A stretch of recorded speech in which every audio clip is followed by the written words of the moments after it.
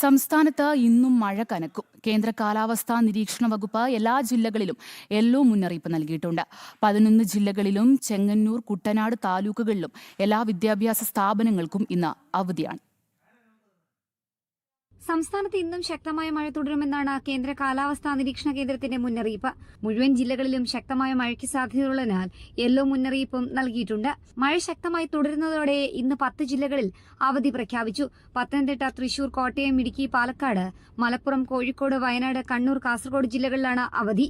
ചെങ്ങന്നൂർ, കുട്ടനാട് താലൂക്കുകളിലെ വിദ്യാഭ്യാസ സ്ഥാപനങ്ങൾക്കും അവധി പ്രഖ്യാപിച്ചു.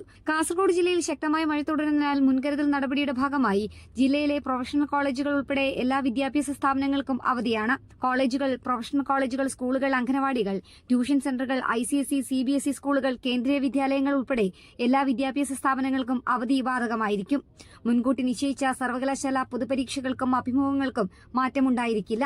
കോഴിക്കോട് ജില്ലയിലെ വിദ്യാഭ്യാസ സ്ഥാപനങ്ങൾക്കും കണ്ണൂർ, പത്തനംതിട്ട ജില്ലകളിലെ വിദ്യാഭ്യാസ സ്ഥാപനങ്ങൾക്കും ഇന്ന് അവധി പ്രഖ്യാപിച്ചിട്ടുണ്ട്. ജനം, തിരുവനന്തപുരം.